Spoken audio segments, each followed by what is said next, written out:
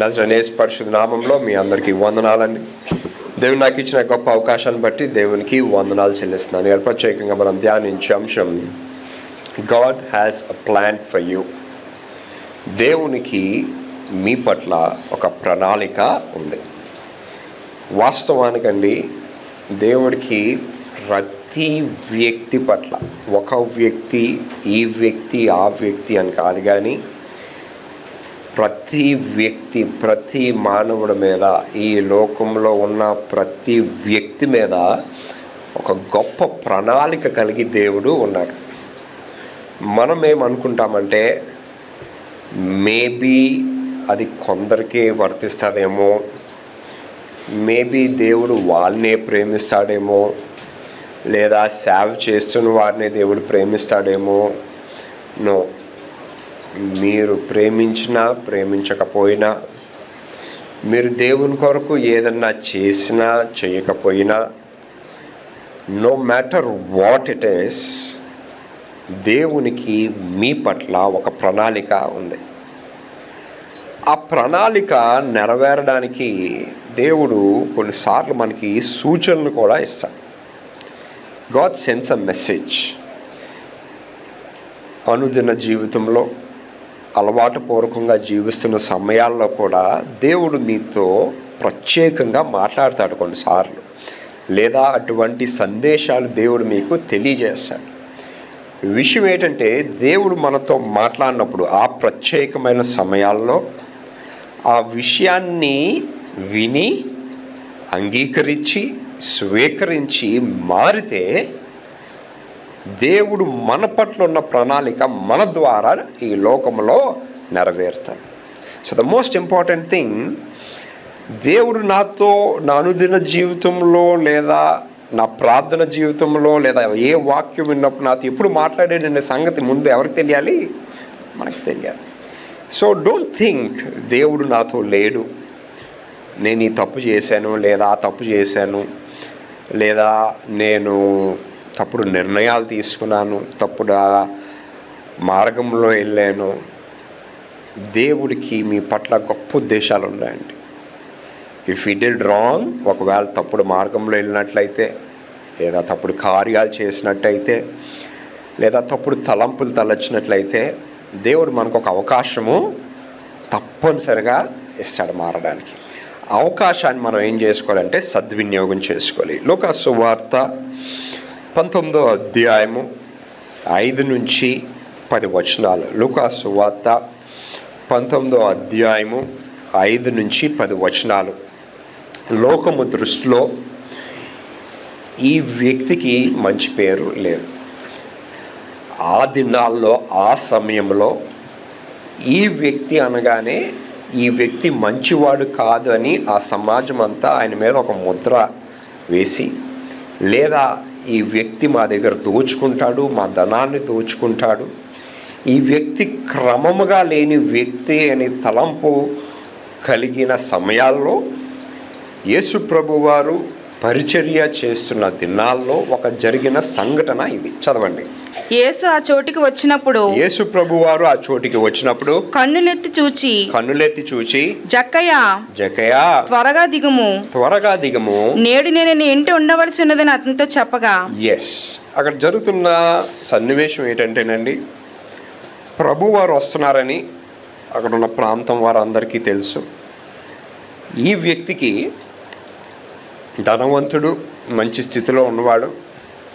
ఈ వ్యక్తికి ఒక తలంపు కలిగింది ఏంటంటే, నేను ఈ గొప్ప వ్యక్తి, ఈ ప్రజలందరూ చెప్పుకుంటున్న ఈ గొప్ప వ్యక్తిని చూద్దాము అని ఒక చిన్న తలంపు కలిగింది. పొట్టువాడై ఉండడం వలన ఆయన ఏమనుకున్నాడంటే, నేను చెట్టెక్కి ఆయన వెళ్ళిపోతే ఆయనకున్న ఏకైక తలంపు ఏంటంటే, ఈ ప్రభువారి వైపు ఒకసారి నేను ఇలాగా చూస్తాను అని. ప్రభువారు నడుస్తూ వెళ్ళిపోతూ అంతమంది జనాంగంలో చాలామంది మార్గమధ్యంలో ఉన్నారు. బట్ హీ వాక్డ్ సడన్గా ఒక చోట వచ్చేసరికి పైకి తిరిగి, ఓ జక్కయ్య నువ్వు కిందకి రా. కూర్చొని ఆలోచిస్తేనండి, what is that kind of thought process అంటే ఆ ఆలోచన విధానం లేదా దేవుని ప్రణాళికలు, దేవుని తలంపులు జక్కయ్య గారికి తెలియదు ప్రభువారు నన్ను ఇలాగా పిలుస్తాడని. ఇట్ జస్ట్ ఇలాగ అయ్యిందనమాట, ఇలాగ అనుకోకుండా జరిగిన సంఘటన. అండ్ ఆయనకున్న బిరుదు లేదా ఆయన మీద ఉన్న ప్రజలకున్న అభిప్రాయం ఏంటో చూడండి, చదవండి. అతడు త్వరగా దిగి సంతోషంతో ఆయన చేర్చుకొనెను. ప్రభువారు పిలిచారు కాబట్టి గొప్ప వ్యక్తి ఆయన, ఎంత గొప్ప వ్యక్తి ఆయన, నన్ను గుర్తించాడని చెప్పి వెంటనే దిగొచ్చి సంతోషించి అందరూ అది చూచి ఈయన పాపైన మనుషుని యొద్ద, అది రావడం, ప్రభు ఆయన పిలవడం ఒక ఎత్తు, ఆయన రావడం, తర్వాత ప్రజలందరూ అంటుంది ఏంటంటే, చదవండి, ఈయన పాపైన మనుషుని యొద్ద, ఈయన పాపి, ఈయన సరిగ్గా ఉండే వ్యక్తి కాదు, ఈయన మా ధనాన్ని దోచుకునేవాడు, he is not a right man. మనం కూడానండి అవునన్నా కాదన్నా సమాజంలో అనేక మందిని ఇలాగే తీరుస్తుంటాం. వి డిసైడ్, అంటే ఈ వ్యక్తి మంచివాడు కాదు, ఈ వ్యక్తి మంచి వ్యక్తి. And sometimes some people are rejected. కొందరిని ఏం చేస్తారంటేనండి రిజెక్ట్ చేస్తుంటారు, అంటే స్వీకరించరు సమాజంలో.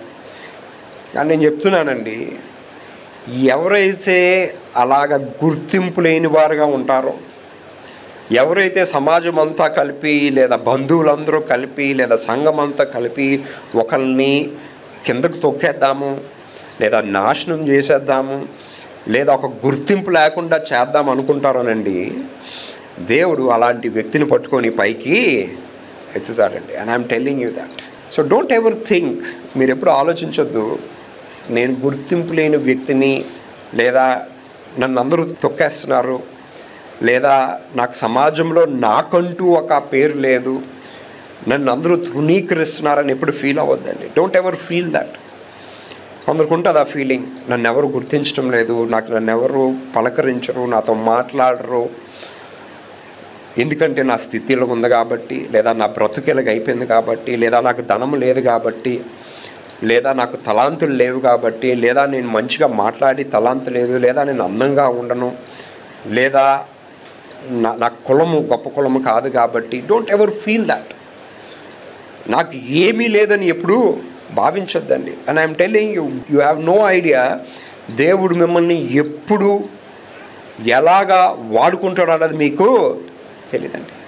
సో మీకు మీరుగా నాకు ఏమీ లేదు, ఎందుకంటే నాతో ఉన్నవారందరూ నన్ను తొక్కేస్తున్నారు, నాతో ఉన్నవారందరూ నన్ను తృణీకరిస్తున్నారు, నాతో ఉన్నవారందరూ నా గురించి వ్యతిరేకంగా మాట్లాడుతున్నారని ఆ భావన ఎప్పుడు కలిగి ఉండదండి. బికాజ్ గాడ్ లెక్కింపు లేని వారిని దేవుడు ఏం చేస్తాడండి, లెక్కించే స్థితిలోనికి తెస్తాడు. Because God has a plan for you. So ఈయన దగ్గరికి కూడా అదే పరిస్థితి. ప్రజలందరూ ఏమనుకుంటున్నారండి ఈయన గురించి, చదవండి. ఈయన పాపి అయిన మనుషుని యొద్ద, ఈయన పాపి అయిన మనుషుని యొద్ద బస చేయ వెళ్ళనని చాలా సొలుగుకొనిరి. ఆయన దగ్గరికి, ఒక పాపి దగ్గరికి ప్రభు వారు ఎలాగా వెళ్తున్నారు? How is he going there? ఆ గుమ్మంలోనికి ఎలాగ అడుగేస్తున్నారు? హీఈస్ అ సిన్నర్, ఈయన పాపి.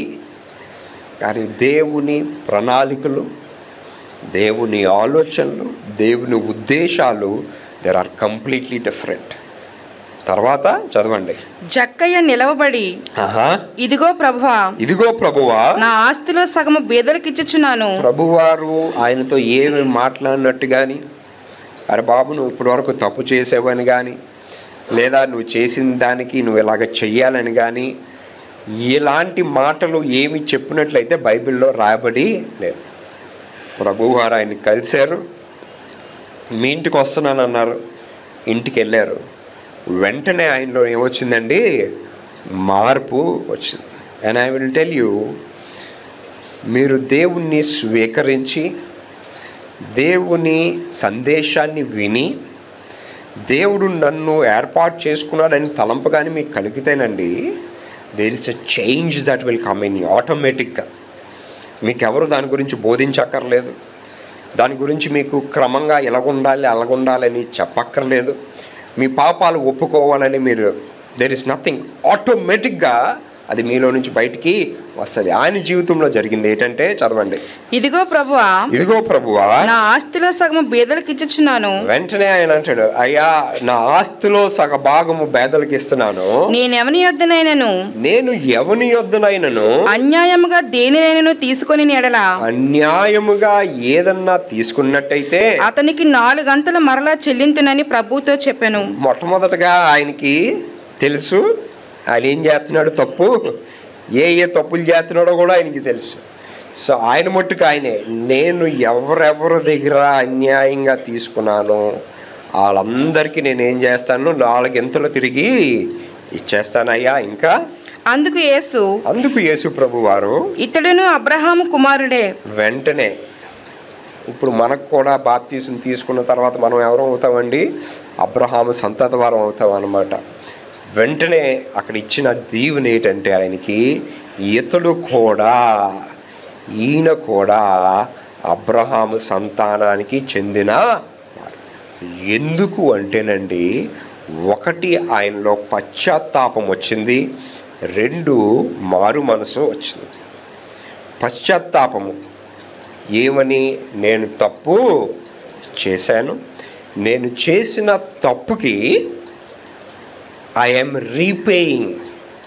ఇవాళ మనము కూడా ఉన్నామండి, we also do many mistakes. మనము అనేకమైన తప్పులు చేస్తామండి. ఎంతమంది మీ తప్పుదాల్ని 1 ఒప్పుకుంటున్నారు, 2 చేసిన తప్పుకి పశ్చాత్తాపంగా what is that we're doing. ఇవాళ ఒక వ్యక్తికండి నేరుగా వెళ్ళి, అయ్యా అమ్మ నువ్వు తప్పు చేసావంటే ఆ వ్యక్తి కోపం వస్తుంది. తప్పు చేసిన తర్వాత కూడా, తప్పు చేయకుండా కాదు, ఒక వ్యక్తి తప్పు చేసిన తర్వాత వెళ్ళి, అరే బాబు నువ్వు తప్పు చేసావరా, అరే అమ్మాయి నువ్వు తప్పు చేసావరా అంటే కోపం వస్తుంది. ఎందుకు, వాళ్ళ తప్పును ఏం చేస్తున్నారు, సమర్థించుకుంటున్నారు. They are not accepting their mistake. ఇవాళ మనం చేయవలసింది ఏంటంటేనండి, మన జీవితంలోని లేదా దేవుని ప్రణాళికల్లో కానీ మనము ఉండాలి, లేదా దేవుడు మనల్ని, మన శరీరాన్ని, మన సమస్తాన్ని వాడుకోవాలి అంటే we have to admit hour mistakes. ఇప్పుడు కూర్చున్న వాళ్ళకి మనం అందరికీ నేను తప్పు చేయటం లేదని భావన కలిగి ఉంటే హౌ విల్ బీ యూస్డ్, ఎలాగ వాడబడగలం? First you have to say yes, నేను ఈ తప్పు చేశాను. ఇప్పుడు ఈ జక్క ఎప్పటి నుంచి, అప్పుడు చేసిన తప్పులు కాదు, ఎవరెవరి దగ్గర అయితే నేను అన్యాయంగా తీసుకున్నానో అంటే ఆయన దగ్గర ఏముంది, ఖాతాదారుడు కదా, ఖాతా పుస్తకం గ్యారంటీగా ఉండుంటుంది. ఎవరెవరి దగ్గర అయితే నేను అన్యాయంగా తీసుకున్నానో ప్రతి వాళ్ళకి నేను బదులు తిరిగి నేను ఇచ్చేస్తున్నాను. You have to learn to accept your mistakes. మొట్టమొదటగానండి నేను తప్పులు చేశాను అని భావన ఎవరికి కలగాలండి? మనకేం భావన అంటే, మనకు ప్రతి ఒక్కరికి ఉన్న భావన, నాలో ఏ తప్పు లేదు, I'm mister perfect, I'm miss perfect, నేను ఎంత పర్ఫెక్ట్గా ఉన్నాను కాబట్టే దేవుడు నన్ను దీవించాడండి. వాస్తవానికండి మీరు కూర్చొని ఆలోచిస్తే ఇక్కడ కూర్చున్న ఏ ఒక్కరు దేవునిలో ఉన్నారు అని ధైర్యంగా చెప్పలేరు. Because everybody has some problem or the other. ప్రతి వ్యక్తికి ఏదో లోపము, ఏదో సమస్య, ఏదో అవస్థత, ఏదో అనారోగ్యము, ఏదో కుటుంబ సమస్య. There is a problem. సమస్య లేదంటే అది అవాస్తవం అండి. ఇక్కడ ఎందుకు సమస్య వస్తుంది? Because we don't accept our mistakes. ఇప్పటికీ మనం ఒప్పుకోము మన పాపాలు. If you are so perfect, మీరు అంత పర్ఫెక్ట్గా కానీ ఉంటే, దేవుని దృష్టిలో అంత ఇదిగా ఉంటే, మీలో ఎటువంటి ఇబ్బంది ఉండకూడదండి. అటు అనారోగ్యం అని కానీ, అటు కుటుంబ సమస్య అని కానీ, అటు ఆర్థిక సమస్య అని కానీ, there is nothing that you should have. కానీ ఇక్కడ కూర్చున్న ఏ ఒక్కరు చెప్పలేరు నాకు ఏ సమస్య లేదండి. అయితే కుటుంబ సమస్య, లేదా అనారోగ్య సమస్య, లేదా ఆర్థిక సమస్య, లేదా పిల్లలతో సమస్య, లేదా అన్నదమ్ములతో సమస్య లేనివాడు ఎవడిక్కడ? Why? Because we don't accept. ఇవాళ మనం చేయవలసింది ఏంటంటేనండి, అయ్యా పాపినైనా నన్ను క్షమించు, పాపినైనా నన్ను క్షమించు. అయ్యా నేను ఎక్కడైనా అన్యాయం చేసినట్టయితే దానికి నేను వెళ్ళి తప్పనిసరిగా ఆ వ్యక్తితో, అయ్యా నేను తప్పు మాట్లాడాను మీతో, నన్ను saying sorry is nothing wrong. కొన్నిసార్లు ఎప్పుడన్నా అన్యాయం జరిగిందనుకోండి, మన ద్వారా ఎవరికన్నా అన్యాయం చేసామనుకోండి, ఎవరికన్నా సరే, మీ కుటుంబస్తుల కన్నా, మీ పిల్లల కన్నా, భార్య కన్నా, భర్త కన్నా వెళ్ళి ఆ వ్యక్తితో, అయ్యా నేను తప్పు చేశాను, నన్ను చిన్నబుచ్చిపోవండి అలా అనడం వలన. కానీ చాలామందికి నేను తప్పు చేశాను సారీ చెప్పడం చేత కాదు. కొందరికి అది they can never do it. తప్పు చేశారని తెలిసిన, తప్పులో పట్టబడిన, తప్పులో వాళ్ళు జీవిస్తున్నా, they can never say sorry. Sorry అన్న మాట వాళ్ళ నోట్లో నుంచి బయటికి. కానీ ఈ వ్యక్తి ఏం చేస్తున్నాడండి, పశ్చాత్తాపం వచ్చింది. పశ్చాత్తాపం ఎలాగొచ్చింది? మారు మనసు వచ్చింది కాబట్టి పశ్చాత్తాపం అనేది వచ్చింది. వీ డోంట్ గెట్ పశ్చాత్తాపం మనకి ఎందుకు రాదంటే, మనకు ఆ మారు మనసు జీవితము లేదు కాబట్టి. దేవుడు దేవుడు అంటాము, దేవుడు నా జీవితంలో గొప్ప కార్యాలు చేయాలంటాం, దేవుని వలనే నేను జీవిస్తానంటాం. But if you really have it, అది నిజముగా కానీ మీలో ఉంటే, ఆ పశ్చాత్తాపము, ఆ పశ్చాత్తాపంతో కూడిన మాటలు మీ నోటి నుంచి వస్తాయి. సో ఇక్కడ ఏం జరిగిందో చూడండి, చదవండి. ఎందుకనగా నేడు ఈ ఇంటికి రక్షణ వచ్చి ఉన్నది. రక్షణ వచ్చినది, ఆయనకి మారు మనసు వచ్చినది. తర్వాత నశించిన దానిని వెతికి రక్షించుటకు దేవుడు ఈ లోకానికి ఎందుకు వచ్చాడంటేనండి, నశించిన దానిని వెదకి రక్షించుటకు మనిషి కుమారుడు వచ్చనని అతనితో చెప్పాను. మనిషి కుమారుడు ఈ లోకంలోనికి వచ్చనని ఆయనకి చెప్పాను. సో వీ డిసైడ్ కొన్నిసార్లు ఈ వ్యక్తి, ఈ కుటుంబము, వీళ్ళు ఇలాంటి వారు, వీడు పాపి, వాడు పాపి. కానీ దేవుడు అందరూ అనుకుంటున్న ఆ పాపి అయిన ఆ జకరైని ఏం చేశాడండి, గుర్తించాడు, గృహానికి వెళ్ళాడు, రక్షణ వచ్చింది, మారు మనసు వచ్చింది, ఆయన తప్పుదాలు ఒప్పుకున్నాడు. వెంటనే అయ్యా నువ్వు కూడా అబ్రహాము సంతతి వాడవు. That is a blessing. So never think నేను చేసిన తప్పిదాల వలన నా జీవితం ఏమైపోతుంది అని కాదు. మీరు చేయవలసిందల్లా, అయ్యా నన్ను క్షమించు.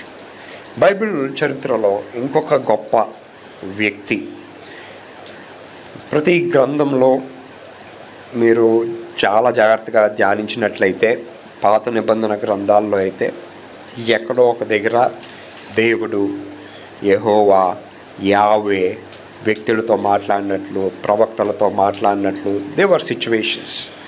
కానీ ఈ గ్రంథంలో, రూతు గ్రంథంలో ఎక్కడ దేవుడు ఒక వ్యక్తితో మాట్లాడినట్లు ఈ గ్రంథంలో చూడం.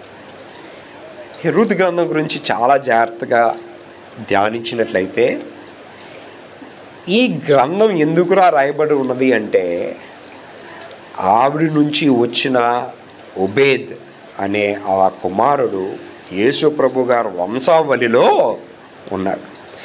ఈ వంశావళిలో ఉన్నప్పుడు, ఈ వంశావళిలో ఉన్న వాళ్ళందరికీ ఒక హిస్టరీ ఉండాలి, వాళ్ళకు ఒక చరిత్ర ఉండాలి, దాని గురించి రాయబడి ఉండాలి. ఈ ప్రత్యేకంగా ఈ కథనము రాయబడ్డది.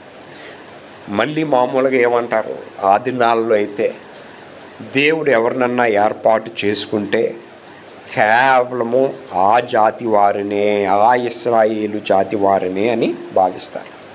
బట్ ఇక్కడ there was a different scenario. మనం గతంలో కూడా వాక్యంలో ధ్యానించాం. నయోమి గారికి 2 కోడళ్ళు, వాళ్ళ కొడుకులు 2 చనిపోతారు.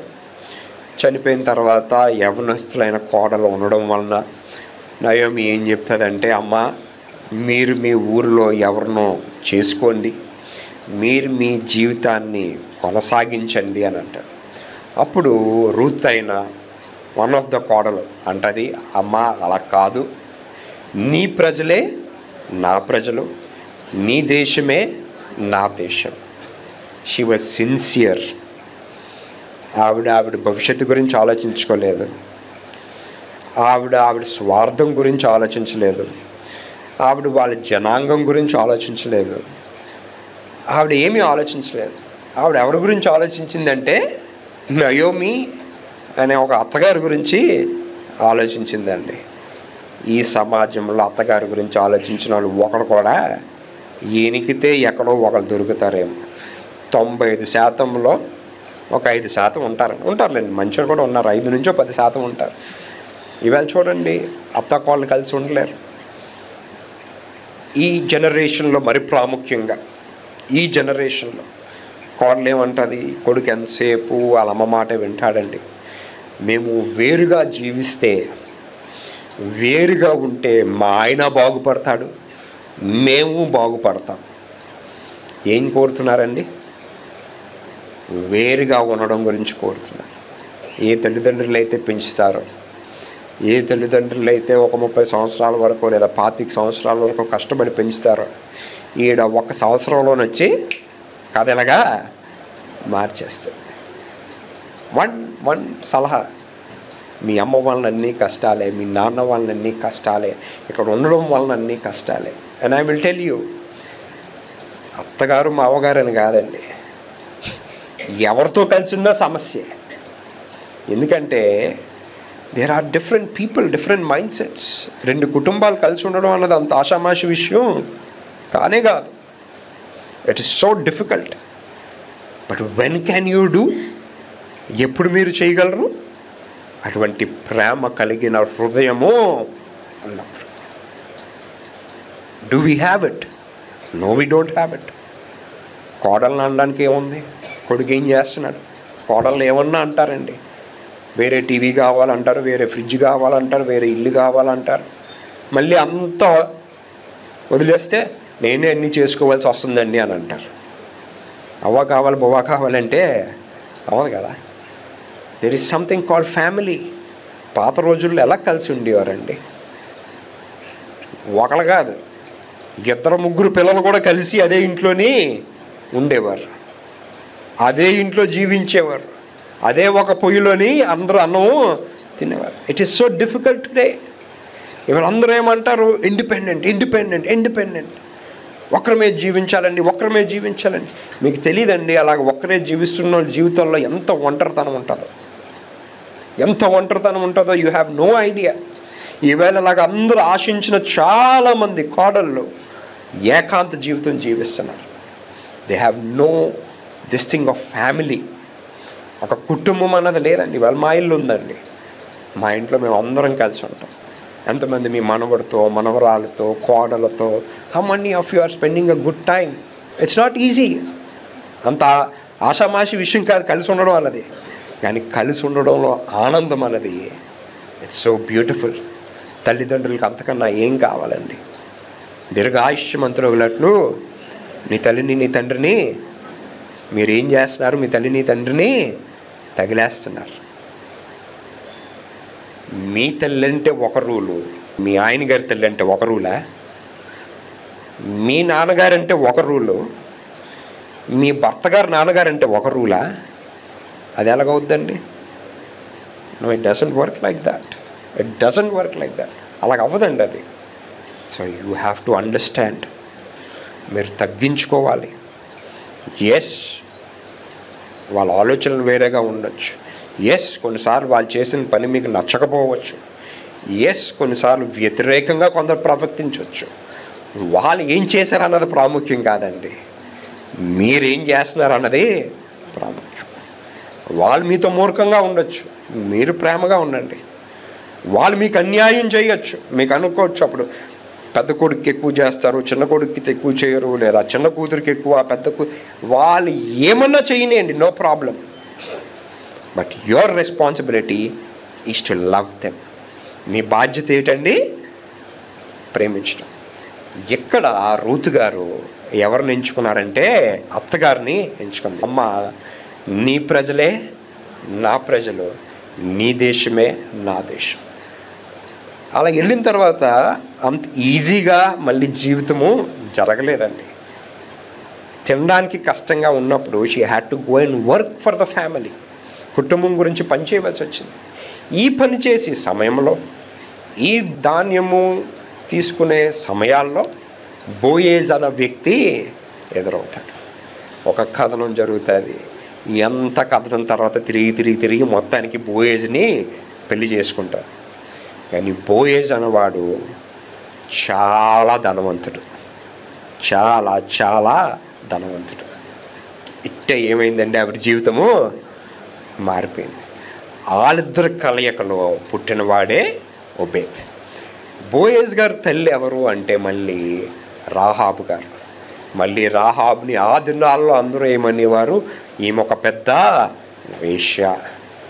కానీ ఇదే రాహాబు గారి గురించి కృత నిబంధనలో ఆమె చేసిన కార్యాన్ని బట్టి నీతిమంతురాలుగా ఆవిడ ఎంచబడ్డారు. So there are many times in our life, చాలా సందర్భాల్లో మనము నిర్ణయిస్తాం ఈవిడ ఇది, ఆవిడది, ఆయన ఇది, ఈయన ఇది. రాహాబు కూడా అలాంటి గుర్తింపు కలిగిన వ్యక్తే, కానీ దేవుని ప్రణాళిక ఆమె మీద ఉంది. రాహాబు గారు భర్త సాల్మన్, వాళ్ళిద్దరు కలయికలో పుట్టినవాడు బోయేజ్. బోయేజు రూతు కలయికలో పుట్టినవాడు ఒబేద్. ఒబేద్ అనేవాడు ఈ మత్తయి సువార్త 1వ అధ్యాయంలో యేసు ప్రభు గారు వంశావళిలో ఉన్న ఒక ప్రాముఖ్యమైన వ్యక్తి. అంటే ఈ బోయేజ్ గారు తల్లి ఎవరండి? రూత్. ఒకానొక టైంలో ఆవిడ జీవితం ఏమిటి అన్న టైం నుంచి ఎంత స్థితికి వెళ్ళిందండి? వంశావళిలో ఒక పాటలోనికి ఆవిడ. అండ్ ఐఎమ్ టెలింగ్ యూ, ఇక్కడ కూర్చున్న మీరు అనేక మంది అనుకోవచ్చు నా జీవితం ఏంటి. అండ్ ఐఎమ్ టెలింగ్ యూ, మీరు దేవుని ప్రణాళికల్లో కానీ ఉంటేనండి, మీ కంటికి కనిపించదు, మీ చెవికి వినపడదు, ఓకి అతీతంగా దేవుడు మిమ్మల్ని ఆ స్థితిలోనికి పెట్టేస్తాడు. I'm telling you, you will never even imagine. అంటే నేను ఆ స్థితిలో ఉండగలనా, నా కొడుకు ఆ స్థితిలో ఉంటాడా, నా కూతురు ఆ స్థితిలో ఉంటారా, you will not even imagine, but you'll be there. ఎంతమందికి అటువంటి గొప్ప గొప్ప తలాంతులు ఉన్నాయి. నేను ఆ స్థితిలో ఉండాలి, నేను ఆ ఉన్నతమైన స్థితిలో ఉండాలి, నా పిల్లలు ఆ ఉన్నతమైన స్థితిలో ఉండాలి, నేను 10 మందికి సహాయం చేసే స్థితిలో ఉండాలి, నేను 10 మందికి సువార్తను అందించే స్థితిలో ఉండాలి, నేను సంఘానికి ఆదుకునే వ్యక్తిగా ఉండాలి, లేదా సంఘ అవసరతలకి నేను ఆదుకునే వ్యక్తిగా ఒక గొప్ప బండగా ఉండాలి. గాడ్ విల్ యూజ్ యూ అండి. దేవుడు మిమ్మల్ని వాడుకుంటాడు అలాగా. You have no idea. మీరు అనుకోవచ్చు నాకు తలాంత లేదని, మీరు అనుకోవచ్చు నా జీవితంలో నా ద్వారా ఏం అవదండి, నేనే ఎవరి మీద ఆధారపడి జీవిస్తున్నానండి, నా బ్రతుకులో ఏముందండి అని మీరు అనుకోవచ్చు. But I'm telling you today, God has a plan for you.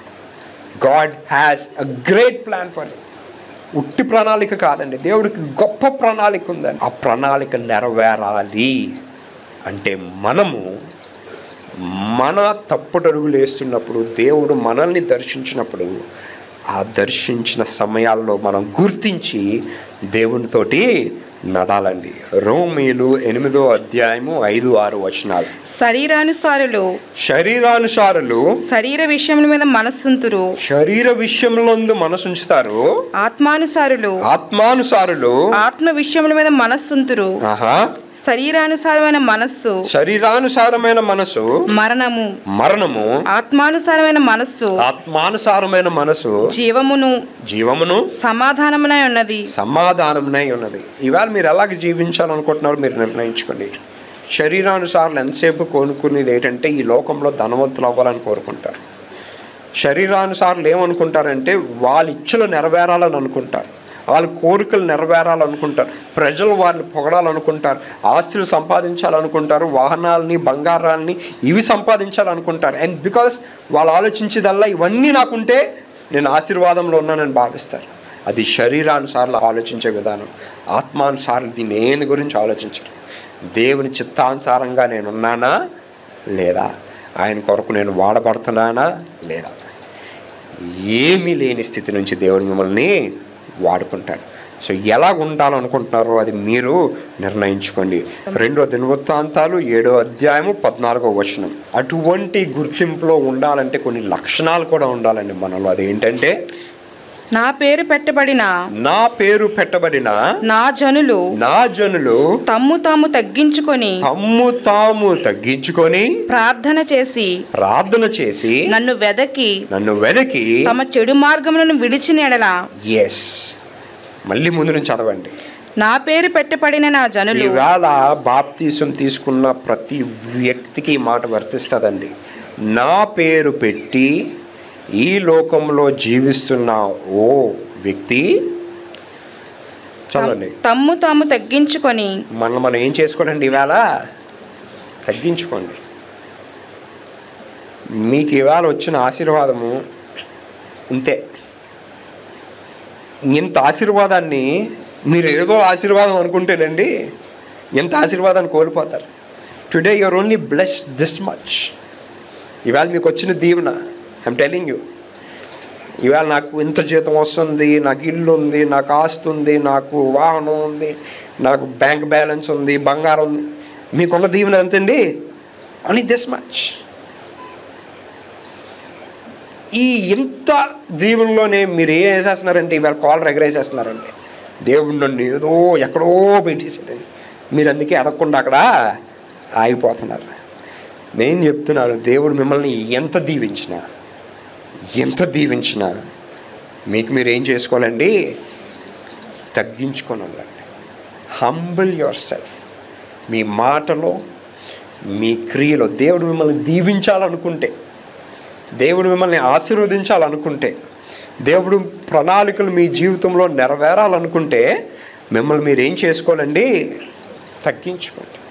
ఇవాళ మిమ్మల్ని మీరు మీ ఉన్న స్థితి కన్నా ఎక్కువగా హెచ్చించుకుంటున్నారు. మీ స్థితి ఇంతే, కానీ మీ మాటలు ఎంత, మీ చేష్టలు ఎంత? For what? దేని గురించి ఇవన్నీ? ఎవరు మిమ్మల్ని చూసి మెచ్చుకోవాలనండి? ఎవరు మీకు చూసి మార్కులు వేయాలండి? నోబడీ. నాకు తెలిసిన ఒక వ్యక్తి,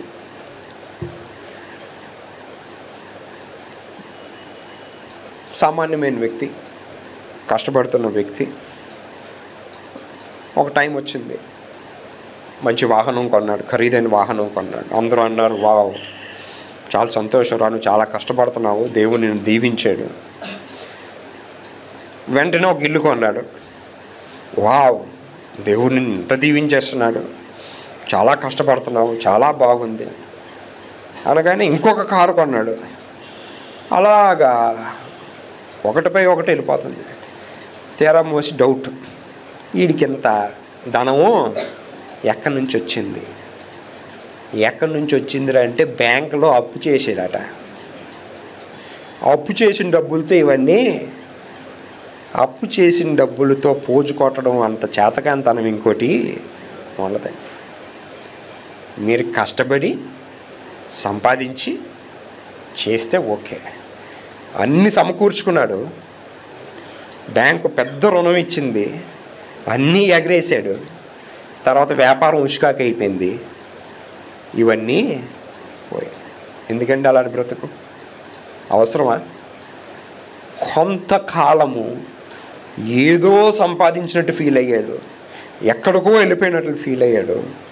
ఈవేళ వాడు ఎంత స్థితికి వెళ్ళిపోయాడంటేనండి, అడ్రస్ లేకుండా ఒకసారి నాకు రోడ్డు మీద ఎదురయ్యాడు. నేను ఆయన ఇలాగ అద్దం దించి పలకరిస్తే చూసి ముఖం చలక వెళ్ళిపోయాడు. అయినా నేను ఆగకుండా తిరిగి మరి వెళ్ళి పలకరించాను. ఎందుకు అటువంటి స్థితి? మీకు ఎంత ఉందో అంతలో మీరు ఆనందంగా, ఎవడో అప్పులు ఇస్తున్నాడు కదా అని అప్పు తీసుకొని విలాసాలకు, ఎవరో మిమ్మల్ని పొగడాలని డోంట్. ఎందుకంటే రేపు అది తీర్చడానికి బాధపడతారు చూడండి. You have no idea. సంవత్సరాలు పడుతుందండి అప్పులు తీర్చడానికి. డోంట్. ఉన్న దాంట్లో హ్యాపీగా బ్రతకండి. దేవుడు మీకు ఎంత ఇచ్చాడో అంతలో బ్రతకండి. దేవుడు మీకు ఎంత ఇచ్చాడో అంతలో ఉండండి. ఎవరో మిమ్మల్ని పొగడాలి, ఎవరో మిమ్మల్ని మెచ్చుకోవాలని you will suffer later in the future. సంవత్సరాలు పడుతుందండి అందులో నుంచి బయటకు రాగాలి. So don't do it. మనల్ని ఏం చేయాలండి? మనకు మనం తగ్గించుకోవాలి. ఇవాళ మనకి లేనిదే అది. ఇంకా తమ్ము తాము తగ్గించుకొని ప్రార్థన చేసి నన్ను వెదకి తమ చెడు మార్గాల్ని విడిచిన ఎడల 1 తగ్గించుకోండి, 2 చెడు మార్గాల్ని. జకర్యా ఏం చేశాడండి? ఆ చెడు మార్గాలన్నీ విడిచిపెట్టాడు. విడిచిపెట్టడమే కాదు, దానికి పశ్చాత్తాపం కూడా చెందించాడు. But then are we doing it? మనం విడిచిపెడుతున్నామా? తర్వాత ఆకాశం నుండి నేను వారి ప్రార్థనను విని, అప్పుడు దేవుడు ఏం చేస్తాడంటేనండి, ఆకాశం నుండి మన ప్రార్థనలు విని వారి పాపమును క్షమించి, వారి పాపాలని క్షమించి వారి దేశమును స్వస్థపరచుదును. వారి దేశంని స్వస్థపరుస్తాను. అండ్ ఐఎమ్ టెల్లింగ్ యూ అండి, టుడే దేవుడు ఎంత గొప్ప దేవుడు అంటేనండి, you can be a big sinner, ఎంత గొప్ప పాపన్నా అవ్వచ్చు, అయ్యా నన్ను క్షమించు అంటేనండి దేవుడు ఇట్టే క్షమిస్తాడండి.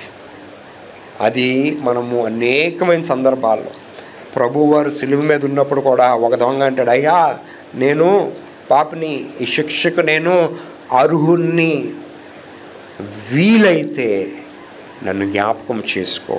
ఆ ఒక్క పశ్చాత్తాపంతో అన్న మాట వెంటనే ఆయన, అయ్యా నువ్వు నేడు నాతో కూడా పరదేశివై. ఈవేళ ఆ దీవెన రావాలంటేనండి ఆ పశ్చాత్తాపం కలిగి మనము ఉండాలి. ఈవేళ మనం అనేక మంది ఎందుకు ఆశీర్వాదంలో ఉండలేకపోతున్నామంటేనండి, మనలో ఉన్న అహంకారం, ఈ కొద్దిపాటు దీవెనలకే, the little blessing that you have, ఈ కొద్దిపాటు దీవెనలకే ఈ అహంకారం వలన మీరు గొప్ప దీవెనలు రాకుండా మీకు మీరే గొప్ప పెద్ద ఆటంక బండగా మీరు తయారవుతున్నారు. ఫర్ యువర్ సెల్ఫ్, మీకు మీరు ఎవరో చేయటం లేదు, ఇది ఈ గోడ ఎవరో కట్టడం లేదు, మీకు మీరే కట్టుకుంటున్నారండి. ఐఎమ్ టెలింగ్ యూ, అయ్యా నన్ను క్షమించు, ఐఎమ్ అ సిన్నర్, నేను తప్పు చేశాను అయ్యా, ఆ రోజు నేను తప్పు మాట్లాడాను అయ్యా, ఆ రోజు నేను తప్పుడు క్రియలో పాల్గొన్నాను అయ్యా, నువ్వు నన్ను క్షమించు. And I will tell you అండి, మన దేవుడు గొప్ప దేవుడు అండి, మనల్ని కూడా దేవుడు వాడుకుంటాడు.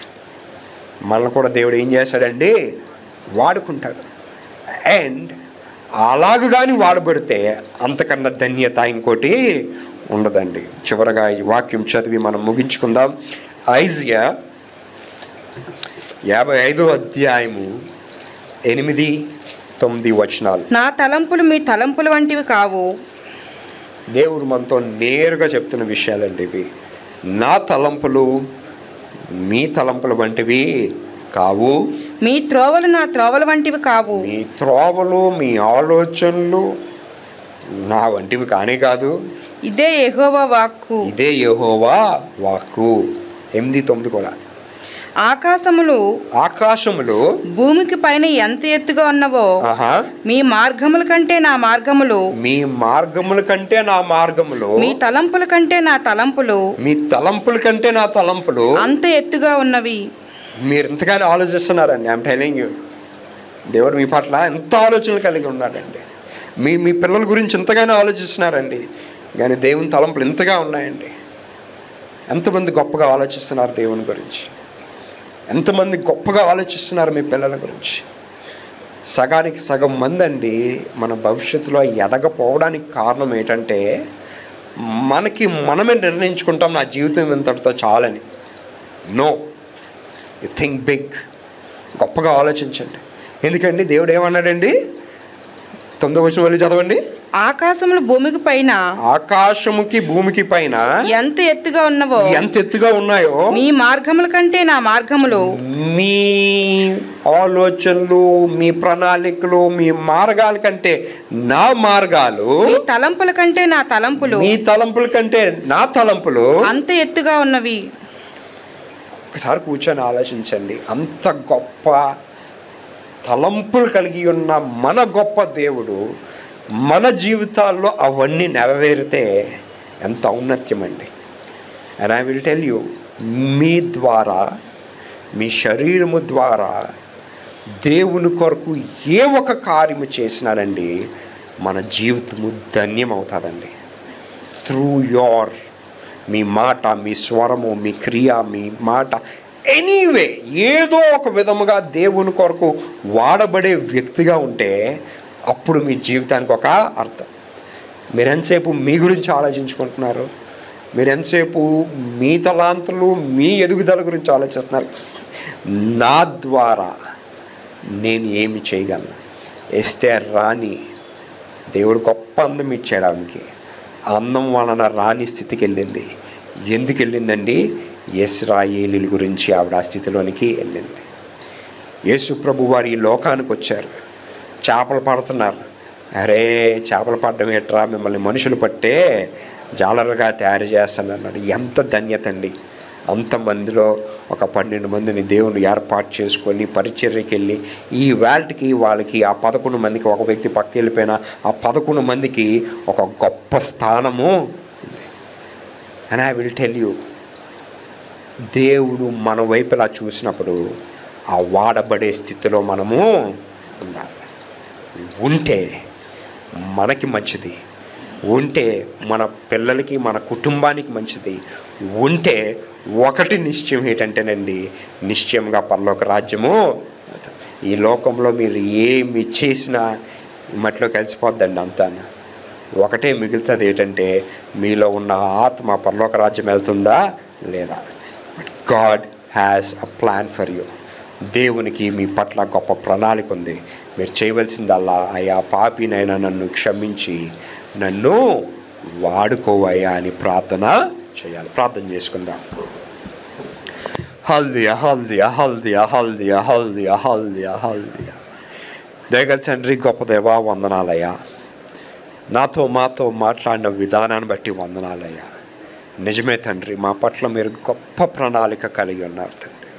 ఉన్నతమైన ఆలోచనలు కలిగి ఉన్నాయి తండ్రి. గొప్ప మార్గాలు మా గురించి నిర్ణయించారు తండ్రి. గొప్ప భవిష్యత్తుని మా గురించి నిర్ణయించారు తండ్రి.